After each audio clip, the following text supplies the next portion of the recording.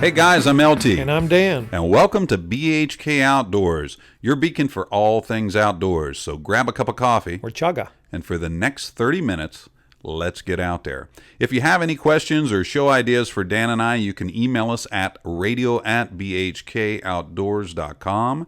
That is radio@bhkoutdoors.com. Today's program is brought to you by Blind Horse Knives. American-made knives made right here in Ohio. So check us out at www.blindhorseknives.com. Today's guest is, well, it's Dan and I. Actually, it's Dan, and I'll just be here with him. I love being the guest. This is an awesome experience for me. Yeah, is this your first time? Yeah, well, Mikey says I'm the talent. So I expect someday to come in here and have a trailer with a star on the door, all that. You know why he says that? Why? So that you'll just sit there and do what he wants you to do. Oh, well, I never do what he wants me to do. That's the job of a producer, is to have you be within your 30-minute time limit. If it was up to you, you'd talk for an hour. Yeah, but it's a job of the talent to be improvising whenever the need arises. Some of the stuff he wants me to talk about is boring. Mike, did you call him talent? That was not real. You know, now we have to live with that. Thank you very much. That's going to take a long time for him to live that down. You know how big his head gets? Look at that hat he's wearing. It's a chick magnet hat. It's a magnet of some kind, anyhow. All right, well, what's the show about today? Guys, we wanted to talk to you about outdoors and the importance of practicing your skills. Now, when we say practicing your skills, we're talking about a lot of different things. We're going to try to touch on knife and gun skills today for sure. But some of the other stuff that we want to talk about, Dan, is what you were talking about earlier before the show. What were the other things that you wanted to talk about? I want to talk about just getting out there and practicing the skills that you're going to need if you're going to be self-reliant. There's so many different skill sets that you need to hone upon to become better at what you're doing. If you're thrown into a situation, you need to know how to handle that situation. Right. You can't get this stuff by sitting on a computer and watching a guy make a fire in Arizona and expect that you're going to do it the same way in Ohio. You're just not going to do it the same way. And you got to get out there and get off your butt and get out there and do these things. I think the computer really does come into play, and I know we've said it before. It's a great source of reference material or kind of giving you an overview, or even YouTube and stuff, let you see how it's done. But that is definitely no substitute for getting out there. And one of the things that you and I always talk about is we consider something called 3 qualified. So if you're working with us and we're out, let's say we're working on flint and steel fire, beginner's luck does come into play, doesn't it? It does. But you're going to need more than beginner's luck in a survival situation. You've got to be able to make the task work. Mm-hmm. So when we say 3 qualified, a lot of times if someone's asking us about how to do it, we try to force them into doing it 3 times in a row, because believe it or not, the first one, when you have that beginner's luck, and as soon as you say, well, you know what, you really don't got it until 3 times, now the pressure kind of sets in, and you would be surprised how hard it becomes after that point. Well, you've got to put that kind of pressure on yourself. If you don't, then you don't have the ability to just do it, under harsh circumstances. Absolutely. Some people look down on, I don't want to be in competition because competition does these things and that. But sometimes pressure situations, let's face it, if you're in a survival situation, buddy, that's a pressure situation right now. Your life's at stake, or your loved one's life's at stake. So this little bit of competition pressure, trying to do the 3 qualified or whatever, I don't think there's anything wrong with that. Absolutely not. You need to get out there and do it. I know I've been 3 qualified in a lot of different things, but, every situation is different. It is, and I think earlier you were saying about, even after you get out and you learn how to do your flint and steel or your bow drill fires, go out and try to do it in the rain. Go out and try to do it when it's snowing. That does change. That's a game changer all the way around. Oh, it is, when you actually have to do it, and there's no excuse. You have to get it done, and that changes everything. So it sure does. So I don't know. Why don't you talk a little bit on the knife things that you might need to practice? Tell the people just a little bit on that. Oh, absolutely. It's one thing of having a knife. I think one of the most asked questions we get is how to sharpen a knife. And I'm going to make it real simple for you guys. This is the answer I would give you if you were to call and email us. First, find whatever method is comfortable for you to use, whether it be a stone, whether it be a mouse pad with sandpaper, or you have a belt grinder at home. You have to kind of fall into your own thing. I have something that I like. Dan probably has something a little bit different that he likes. But the bottom line is simply this. I can't tell you how many people have come up to us to shows and said, boy, I have a drawer full of dull knives at home. Well, instead of sharpening them, they go out and buy another knife. One of the skills that if you ever get in a bad situation or a self-reliant situation, I think sharpening your knife is a skill that you should be able to do. And a great way to practice this is by just simply taking the kitchen knives, your mother's, your girlfriend's, your wife's kitchen knives. They're soft enough most of the time and to rock well that the edge is really easy to bring them back. And practicing on them, you're not going to really hurt, let's say, one of your high-dollar hunting knives or one of those things. So it's a good idea, I think, to practice on those kitchen knives. And again, then your wife or your mother or girlfriend, they're going to be excited too because now they have sharp knives in the kitchen to work with. So your sharpening skills are definitely something before you go out in the woods. Now, I'm talking hunting, surviving, fishing. It does not matter. Let's face it. If you're a hunter and you're field dressing game, you better have a sharp knife. It makes work easier. Same thing with fishing. You need to have a knife to where you can fillet those fish. In a self-reliant situation or a survival skills training, you need a knife that can do feather sticks. You need a knife that can cut tent stakes or carve spoons or make a bowl to boil water. Just a number of things. So my main thing, if anything, number one is knife safety. You've got to know how to handle your knife. There's a lot of videos out there. There's a lot of information in the book on proper grips, safe grips.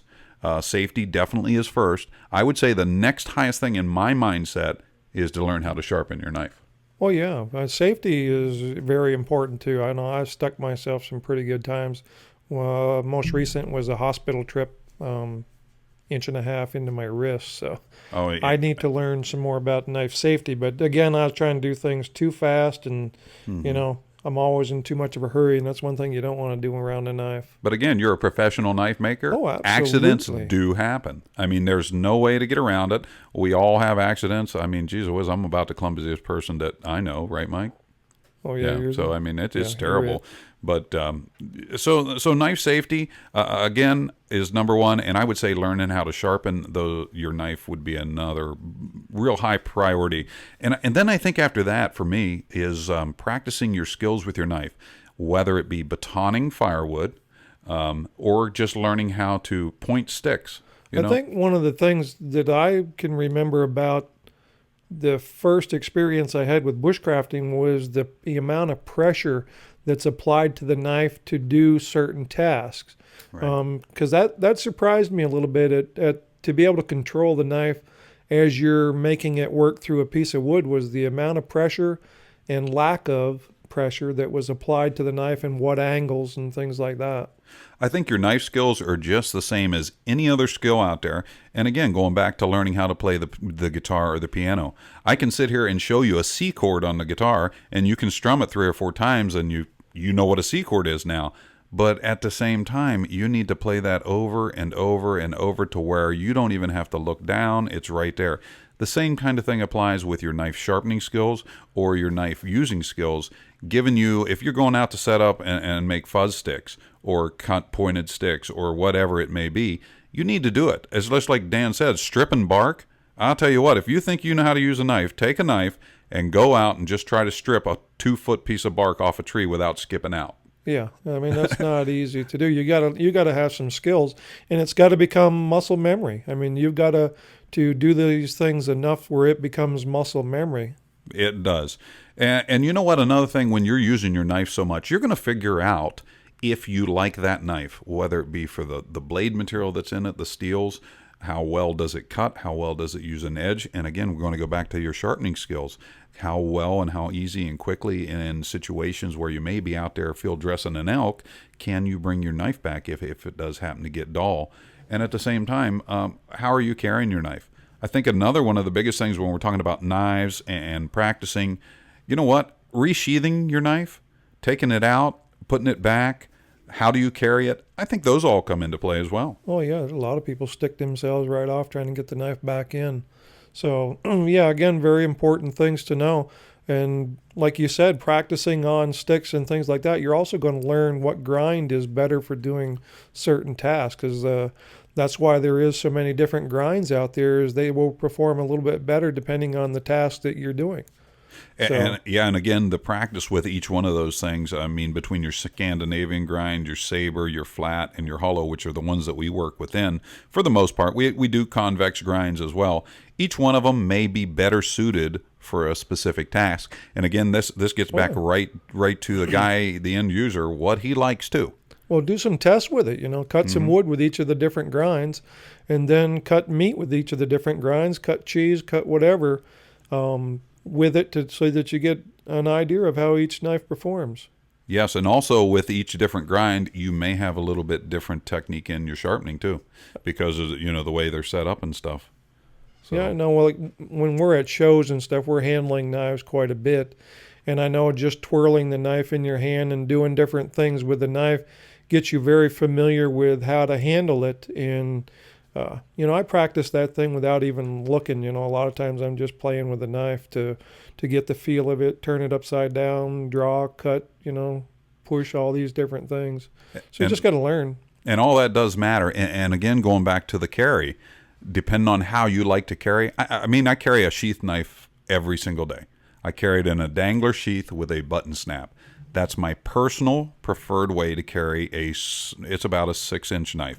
I like that size. It's 6 inches overall. It's got about a 2 3/4 blade. This is my carry preference for this particular thing. That's not to say that someone else may prefer Kydex or a horizontal carry or a neck rig carry or different things. But again, when you practice carrying your knife, let's say you're in a situation where you can't wear a sheath knife every day because you work in an office or whatever. When you're at home on the weekends, those are the times where you can just simply sit around and just wear your knife while you're cutting the grass and different things. It just gets you used to carrying it. You know where the knife is if you need to get to it, as opposed to changing it up on your body all over the place. Get out there, practice your carry. Practice what you like. Well, I've seen a lot of guys, they're using knives for self-defense too. So if you're using a knife for self-defense situation, then now you have to think of a lot more things. If you're going to practice with that knife in a self-defense situation, your carry option becomes extremely important. If your self-defense is going to be relied on a folder, then you've got to be able to get that knife out of your pocket. If you're using a fixed blade in your belt line or under your vest or whatever, however you're carrying that knife around your neck, you need to practice getting that knife out of there without hurting yourself and getting it into action as quickly as you can. So you don't want to wait to the last second and practice or say, well, okay, if a bad guy comes up to me, this is what I'm going to do. Right. You need to practice that scenario before you get there. You need to practice that with your opposite hand. You may not be able to get to it with the hand you want to. Mm-hmm. There's so many things that come into play. You may be knocked down to the ground. You need to be practicing how to draw that knife from the ground. I mean, you may be sitting in a chair. You may be in your car. There's so many scenarios that come into play here that you have to practice in all these things. Exactly. And I think that what you're talking about is very important. You must be able to get to your knife with either hand because you don't know what situation may come into play. And I really think that even if you're wearing it on your right or your left hip, you need to make it accessible with both hands. Absolutely. So that's very, very important. That's a good point that you brought up. Self-defense or hunting, I believe that you should be able to reach your weapon or your defensive tool or whatever with both hands. Hey, guys, we're going to be back in just a couple minutes. We got to go take a quick commercial break, so hang around. This is LT and Dan with BHK Outdoors. Hey, guys, I'm LT. And I'm Dan. Hey, Dan, Mike said we had to do a commercial. You did? Yep. What do you want to do it on? Knives. Okay. Hey, guys, check out www.blindhorseknives.com. Dan and I own the company, and we sure do like talking to you about our knives, don't we, Dan? Yes, we do. Mikey, is that good enough? No. No? No. What did he said, like 10 seconds to kill? No. All right. www.blindhorseknives.com. We'll see you there. Beard, long hair, and hey guys, I'm LT. And I'm Dan. And we're with Self Reliance Illustrated. .com. Well, I wasn't going to say .com right there. I was just going to announce. Okay, you can check the magazine out at selfrelianceillustrated.com. Come on, you got to have some. I can't do Well, the whole you can't. commercial. What are you doing? You're just It's sitting over there telling me, like, It's okay, go. You have 30 seconds to I tell got them 30 about seconds. the Hey, magazine. go to selfrelianceillustrated.com. It's awesome. It's cool. You're going to learn how to start fires and water stuff and everything. Hey guys, we're back. This is LT and Dan with BHK Outdoors. Today we're talking about the importance of practicing your skills, your outdoor skills, whether it be knife, gun skills, Or just plain talking. or just your talking skills. Sometimes my tongue gets stuck in my mouth and I can't get the darn thing on the right tooth or something. I don't know. But anyway, hey, we're back. We're going to talk about firearm skills. Dan, when you were younger, can you remember like at what point you were introduced to firearms and kind of how you came up through and safety wise and all? Yeah, there wasn't much in the way of safety. I just grabbed a gun out of the cabinet and headed off into the woods, which was a no-no. Oh my God! But did hey, you see Mike's eyes when you said I that? can't help it. You know, back in that day, you grabbed a gun, you knew what it was about. Yeah. I mean, you grew up around them all the time. You knew what they were about. Yeah, I'm not saying that I was totally unsafe. I knew where the bullets went. I knew how the gun worked long before I picked it up. I mean, we're talking the things used to just sit in the corner of the house. Right. I mean, they weren't put away like they should be today. Well, I agree, and I think it was the same way with me as we were younger. It was a different world out there, I think, with firearms. But, guys, first and foremost, one of the things that Dan and I do want to tell you is the importance of firearm safety. I would always, always, always suggest you go get some qualified training, whether it be in just general firearms safety or the use of. That is the best possible. NRA has a lot of programs out there for firearm safety. We are encouraging that, and we do not encourage you to play with your firearms at home by any means. And always, always, always check to make sure these things are unloaded if you are doing any type of practicing or cleaning of your firearms. So, absolutely. I don't know about the playing with the guns at home, though, because I do play with my gun at home. But having said the safety thing, you need to absolutely make sure that the weapon is empty. I know he's over there shaking his head. Unbelievable. But, you know, I do. I sit in my chair at home and I practice with my weapon. I mean, there's unloaded weapon, but I do practice, and I practice every single day. I just recently went over to New Jersey to a good buddy of mine's, Jim White. Jim, if you're out there listening, I want to thank you for the training that you gave me and my family. And Jim is a qualified range master in the state of New Jersey. He's one of two, I guess. And he's very knowledgeable with weapons. And he gave me some drills to practice, and I've just been doing that every day now. And some of the simple things would be like the trigger press. I mean, just being able to press that trigger as opposed to pulling or jerking, and your breath control as you're doing these things. You know, you're taking your breath in, you stop to shoot, or you're letting your breath out, you stop to shoot, but you're stopping your breathing at the moment that you are shooting. Mm-hmm. And from his train of thought is it doesn't matter which way you're breathing. You're just breathing in or out and stopping at the moment you're going to shoot. And the trigger press itself in the location of your finger on the trigger. Some of these things are very important because you'll pull left or right depending on how deep your trigger finger is in on the trigger. Some of these little details are very important. So I'll sit there in the chair at night and I'll do mag changes and things like that, and racking the slide on my Glock and things like that, and being able to use the thing left or right-handed and be able to do all the functions of the weapon. So many of these things you just got to keep practicing. I think it goes back to just what we were talking about, knife safety too. It is important to practice. You have to know how that weapon's going to handle, whether you're using a long gun or a pistol. You need to get out and practice. I recently, my wife and I had just acquired a Breakdown 1022 for her, and she does not do a lot of shooting. So this past weekend, we went out to the range, and I think range time is indispensable. Everyone needs to get behind their firearm at every now and then, just to stay familiar with it. It's kind of like the riding of the bike thing. Get on that bike and ride it a little bit. Make sure you know what you're doing.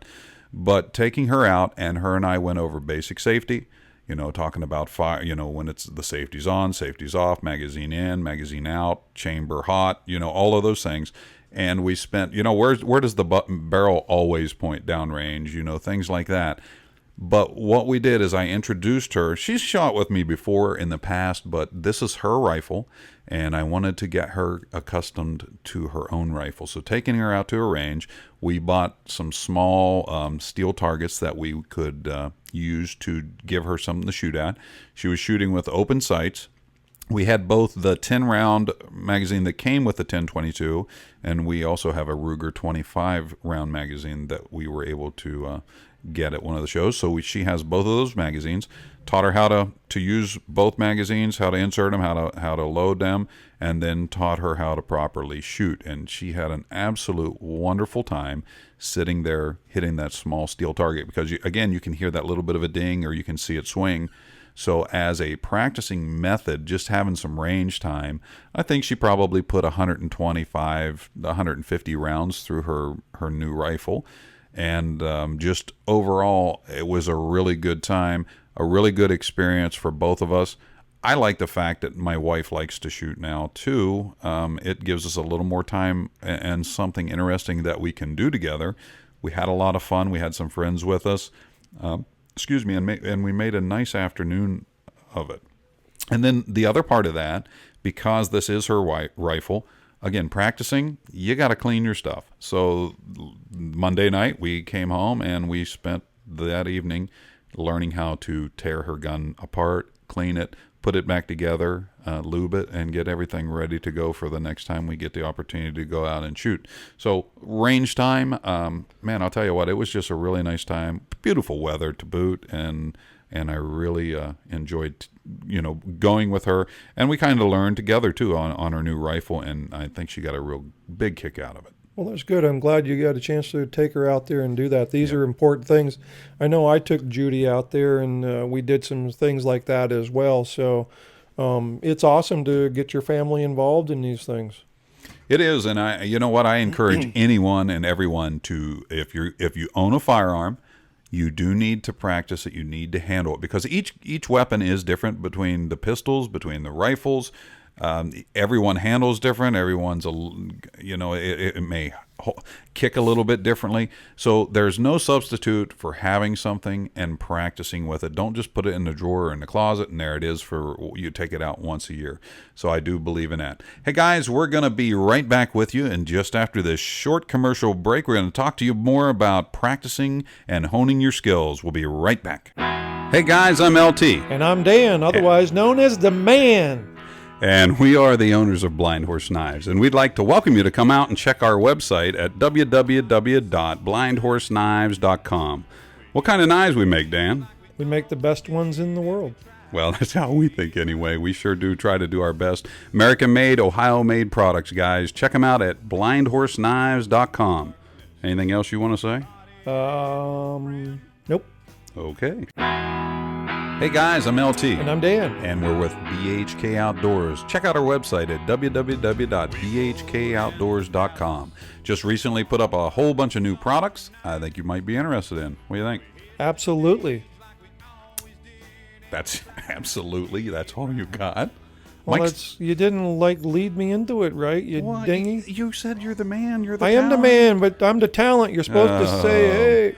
BHKOutdoors.com. Hey guys, we're back. This is Dan and LT. We're talking to you today about practicing and or honing your skills. Dan, we were talking before the break about I had the opportunity to take my wife out and do a little shooting, and we really had a nice time with that. Yeah, like I said, it's a good time to get out there with your family. You were talking about her getting familiar with her weapon. And I can tell you, I can remember when I first started using a compound bow, and I would sit in my living room at night and I would draw that bow, and I would pretend to release it. I would not release it. You would let down. But most of the situations that you get in, a lot of it can be practiced without ever firing a round, because if you are familiar with how the bow or the gun works, and like with the bow, it was draw the bow back. And if I could draw the bow, hold the pin on the target, then the release was just going to be that split second. So that doesn't need to be practiced as much. You could get in a lot of practice time without being at a range, is what I'm getting at. Right. And you just got to be super familiar with your equipment, whatever it is, whether it's a knife, a bow, a crossbow, whatever it is, the sight picture, all of that stuff is important in how you are going to get that weapon or whatever involved in your situation. You just need a lot of practice time on getting ready. You bring up a good point using the compound bow. As hunters, I hunt West Virginia, so I can use a rifle in West Virginia. I know Ohio is a shotgun state. But one of the things that I know, a lot of guys that I know, they take out that hunting rifle, and before they go in the woods, they go out and sight it in, we'll say. I really have a problem with that, and I'll be the first to admit I have been guilty of it in the past myself, is doing the old couple days before hunting season, get familiar with my rifle real quick. I can't tell you how important and just what it would make everything more comfortable when you're in a hunting situation is to get out and practice with your hunting rifle or your shotgun here in Ohio. You have to know which way that safety is. Now, Absolutely. If you're practicing the day before, then you don't know if that gun's on safe or off safe, and you could be reversed in your thinking of whether it's on safe or off safe, because every gun's different. And if you're not super familiar with that, where it's muscle memory, and that's one of the reasons why a lot of the guns that I buy now are the same type of actions, so that I'm very familiar with how they work. Yeah. So I'm starting to think in that way that my guns are very similar or made by the same manufacturer, so that I know exactly where these functions are. You're absolutely right. It'd be like for you guys out there that shoot the H70, you know where your safety is. Mossberg, totally different. Totally different. Yeah. And they're both pump shotguns, but the application of the safety is definitely different. So that's a good point. And I'm the same way. I shoot single shot Thompson center stuff most of the time for a rifle. Again, I know where my hammer is, I know where my trigger is, I know how it breaks down, and if I replicate that, and I've shot that for many, many years, it just is a second nature thing. But still, does not, you got to get out there year round, do a little shooting.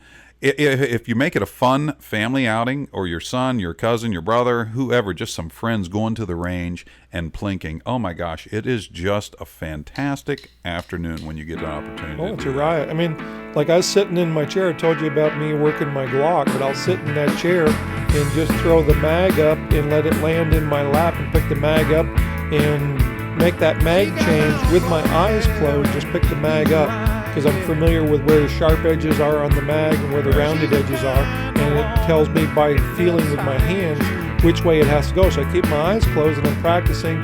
Even if I couldn't see, I know how to get that magazine back in that weapon. Okay, and guys, just another reminder, anytime that you are dealing with firearms, no matter what they are, please make sure that they are unloaded. And if you are cleaning them, practicing with them, whatever, if you're out at the range, always keep your barrel pointed in a safe direction. You've got to check that weapon every time you pick it up. I don't care. I know I'm practicing at the house there and I'm doing these mag changes and things, but I can tell you that I'll practice and then set it down and then I go back to it the next day. I don't know if somebody else has picked that the gun up and done anything with it, so you have to check it every time. You're absolutely right, and that's a really good point. Hey guys, thank you for being with us today. Dan and I are always pleased to talk to you. We hope you enjoyed today's show about practicing, honing your skills, whether it be learning how to start a fire, right on to knife use safety, and the same thing with firearm safety and use. For the very latest, be sure to like our BHK Outdoors Facebook page, or you can follow us on Twitter.